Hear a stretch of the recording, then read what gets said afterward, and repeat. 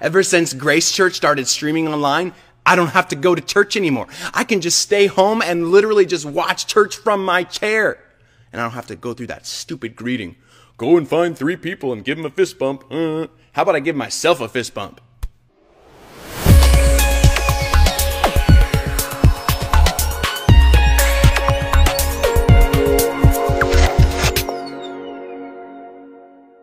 Hey everyone, one of the most popular technologies for the church in the last 3 to 5 years has been live streaming. And today we're talking about the basics of live streaming. What do I need? What cameras can I use? Do I need a computer? Is it affordable? You'll have all these questions answered and all the info you need to get your church up and streaming in no time. Live streaming has recently become popular, super popular, not only in the church, but also on social media. Hey Facebook land, I'm coming to you live from my kitchen counter, and this is my dinner that I'm cooking up tonight, so let's see if I blow anything up. Live streaming can be an incredibly powerful tool for the use of the church. The church has had the ability to reach people outside the 4 walls of their church in a way never before possible. You don't need a $500,000 budget anymore to live stream your church services. Through live streaming, your church can reach people that are not Christian, but maybe they see your live stream on a shared Facebook link. Maybe they're intimidated or nervous about coming to your church, or they might be church members that are just out of town or on vacation. They might be people who are more elderly or immobile and they're not able to come to your church.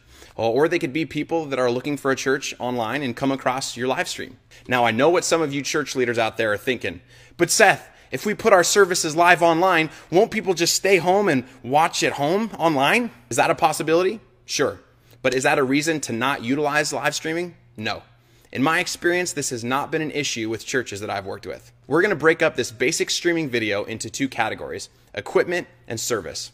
Now remember, this is just a basic overview of streaming, and I will be doing a more in-depth video on different aspects of live streaming soon, so stay tuned for that. So the first category is the equipment. You might be thinking to yourself, what in the world do I need to get started streaming? Our church only has a mixer and a CD duplicator and a box of offering envelopes in our media booth in the corner. I got nothing. So here's the most basic equipment that you need to get started streaming. Number 1 is a camera. This is the most important part of streaming because without a camera, you have no video. I have been blown away at the quality of cameras recently.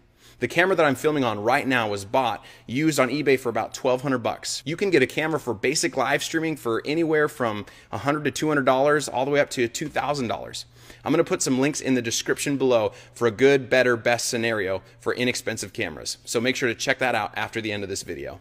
What you are looking for is a camera that has either an HDMI live output or an SDI live output. The SDI output tends to appear more on expensive cameras as you approach about $1,500 to $2,000. So you are probably going to be getting a camera with an HDMI live output.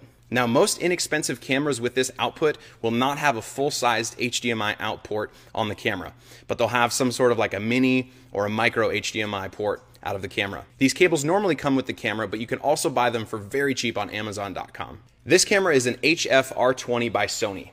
You can buy these on Amazon or eBay for about $100 to $130. This is a 1080p camera that is an excellent and inexpensive beginner camera for live streaming. Now that we have our camera, we need to get a tripod. Now, a tripod seems small and trivial, but a tripod is actually extremely important. Why? Because when your pastor starts preaching and moving left to right, you don't want your online audience to get motion sickness when Brother Larry can't pan smoothly with your $5 garage sale tripod. Walmart actually has a decent tripod that is pretty smooth for about $40 in their electronics department. I'll put a link in the description for that as well. If you have the extra budget, make sure to get a nice tripod. Now number 3. Now that we have our camera and our tripod, now we need to get our streaming equipment. Now there are multiple ways to do this. You can use a computer or a dedicated streaming box like a TriCaster or a Teradek box that streams directly to your streaming service. However, I highly recommend using a computer for your live streaming. They are much more versatile and scalable as you grow in your live streaming. So your streaming computer will take the live video signal and pipe it into your streaming software. Your streaming software will stream your camera or cameras to wherever you want to, whether that be a website, YouTube, Facebook, etc. For your streaming computer, I would highly recommend using a PC computer and not a Mac. Now, I'm a total Mac guy, but for streaming, a Windows PC is definitely the way to go. I won't get into detail about computer specs, but you'll want to start out with a faster i5 or i7 processor, at least 8 gigs of RAM, a 900 or 1000 series GTX video card by Nvidia, and a video capture card or video capture device. The video capture card device is what brings your live video into your computer. Capture cards can range anywhere from 1 to 4 HDMI inputs or 1 to 8 SDI inputs. If you want to run multiple cameras or inputs into your computer, you could get a capture card with 4 inputs and switch between 4 different cameras or input devices. Now remember, the more inputs that you have on your computer, the more CPU and GPU usage you will sustain. So make sure that you have a powerful enough computer before you start adding tons of cameras. I have a list of different video capture cards in the description below, so check those out after the video. Lastly, you need your streaming software. This is the software that's going to stream and many times mix your different input sources together. Some of the popular streaming programs are vMix, Wirecast, OBS, Livestream Studio, Flash Media Live Encoder, VidBlaster, and more. Personally, I highly recommend using vMix. It is by far the best streaming program, hands down. I will argue until I am blue in the face. vMix is the best. Now, vMix is not paying me to promote their product. It's just the best. Our church has been using it for the last 8 years, and it is the best of the best. There are a million features. It's inexpensive, versatile, user-friendly, and was created by a Christian guy named Martin Sinclair, who's a friend of mine. In short, vMix can mix all of your input sources like cameras, audio inputs, desktop capture of your presentation software, and more, record your live stream to an extremely high-quality video file, and display your live video out of the computer to, say, TVs around your church, or even your projection screens in your sanctuary. So make sure to buy vMix. Say it, vMix. It's the best.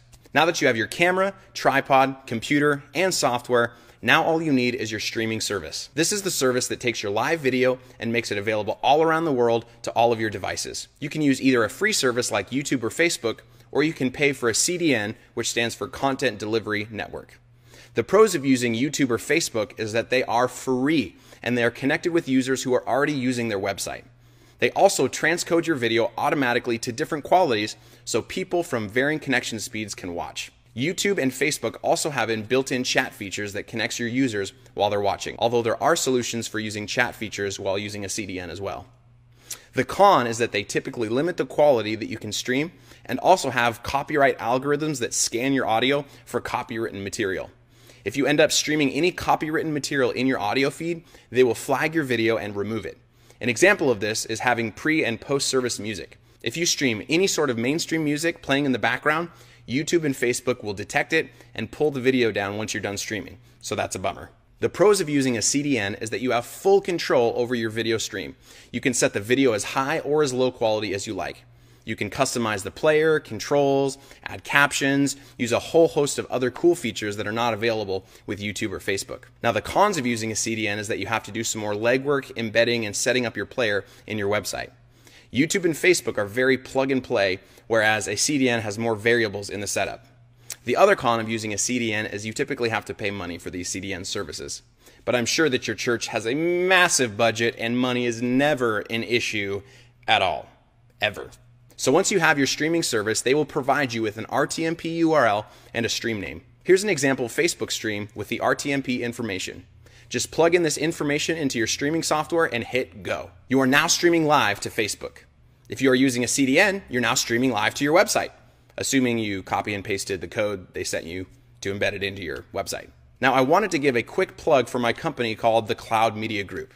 We are a provider/CDN for live streaming video. If you're interested in going with a CDN service, shoot us an email and we would love to serve your church. Our CDN is worldwide and our prices are competitive. So there you have it, the beginner's guide to live streaming. You may have a bunch of questions and might be totally confused. That's all right. I'm here to help. You may be the only media volunteer and have almost zero knowledge in live streaming. I'll have a lot of links in the description below to point you in the right direction for equipment and setup.